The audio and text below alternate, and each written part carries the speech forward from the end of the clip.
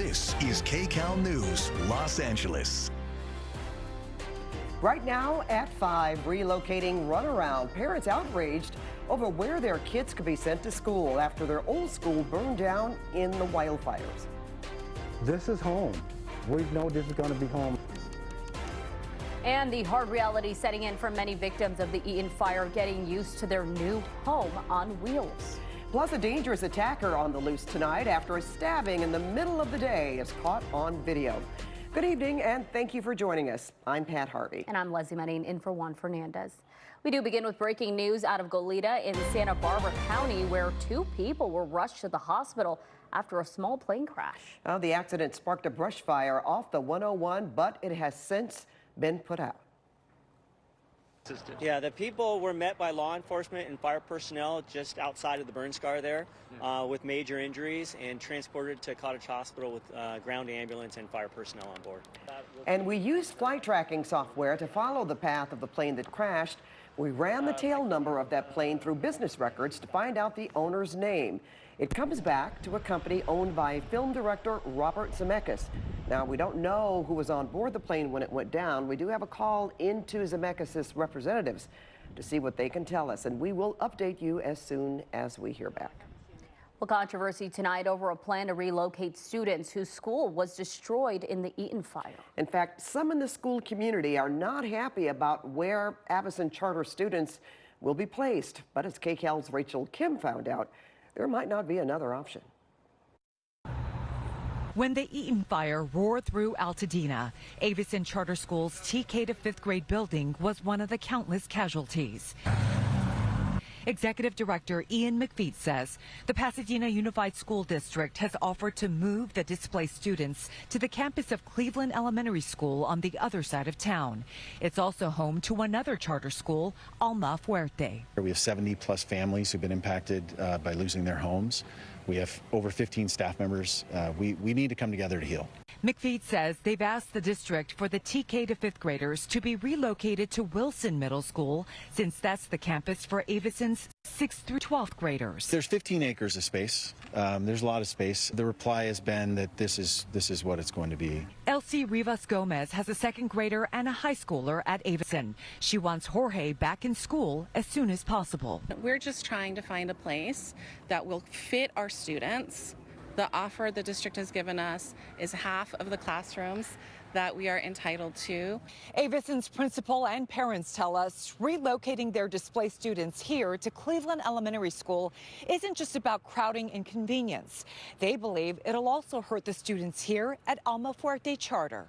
Alma Fuerte's community is mostly low income and black and brown, and our taking up more than half of their campus would be really harmful, including the district's plan would require the placement of trailers on their field, which would mean they couldn't continue really important athletics programming. We reached out to the Pasadena Unified School District for comment on Avison's request to use the Wilson Middle School site. They said in a statement, providing Avison with the additional space it seeks at Wilson would require the displacement of existing PUSD programs, far more than the PUSD programs already displaced at Cleveland. In an open letter to charter schools, Superintendent Elizabeth Blanco said the district has gone above and beyond to support charter schools in this time of need, including offering food service. It's not about charter or district. We just want all of the kids to be taken care of. Rachel Kim, KCAL News.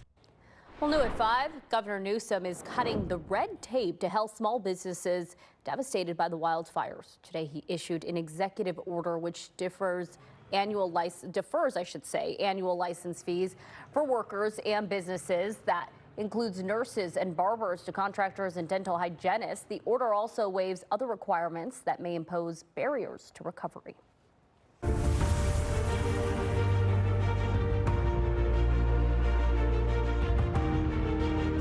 Home for us for right now. We don't know how long, but this here is going to do us real fine. Rebuilding SoCal is our commitment to following our recovery every step of the way, including where fire victims will live during that rebuilding. Now, we know finding housing has been a huge challenge for the thousands of people burned out of their homes in Altadena. KCAL's Jasmine Veal with some of those residents who just received a much-needed lifeline. This was the front porch. This was Mike Curran's childhood home on North Raymond Avenue. Only the chimney is left standing. Isn't that a beautiful design there?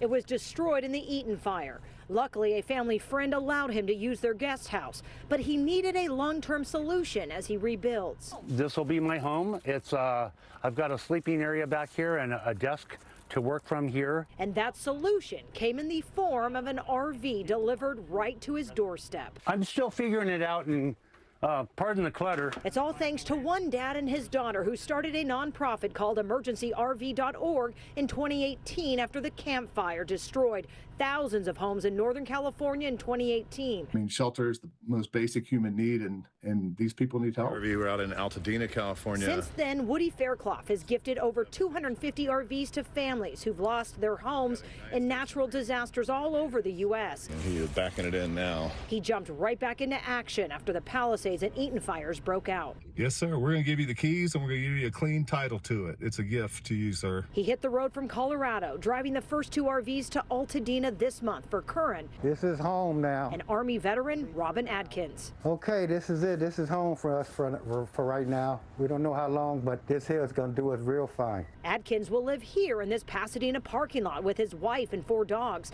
until they can move the RV onto their property that also burned in Altadena. It was difficult. I didn't think we were going to be able to find anything here. I thought we were going to have to go out somewhere to an RV park or something. I didn't want to do that. I want to stay close to home. This nonprofit has already gifted 5 RVs right here in LA County with more on the way. But finding a spot to park these RVs long-term has been challenging. So the LA County Board of Supervisors just passed a motion to lift restrictions to park RVs long-term at county parks during this emergency. You know, parking is always a tough issue. Fairclough says they need donors. More than 150 families are on their list for RVs to give them back a sense of normalcy and hope. I'd like to be here while the home gets rebuilt. In Altadena, Jasmine Veal, KCAL News. Again, KCAL News is committed to rebuilding SoCal following fire recovery efforts every step of the way. So if you have a question about rebuilding efforts, a news tip you want us to investigate, or a story you think we should do, we want to hear from you. Just scan the QR code on your screen or send us a message on kcalnews.com/tips. Well, now to next weather. It's pretty much stayed in the high 50s today. That sounds good. High 50s. But we're in store for more cooler nights, right, Evelyn? Absolutely. We are heading into very cool nights. In fact, 20s, 30s, and 40s. That will be the norm the next few nights. Quiet and cool during the day, then warmer as we head to the weekend. A lot warmer. I mean, we're talking pretty warm numbers. 70s, getting close to the 80s for some. And then a chance of rain. Initially, we were eyeing a chance over the weekend. That chance is stopping short of us here in Southern California. But we are looking at another chance. And this time, it could mean widespread rain for all of us, which is great news.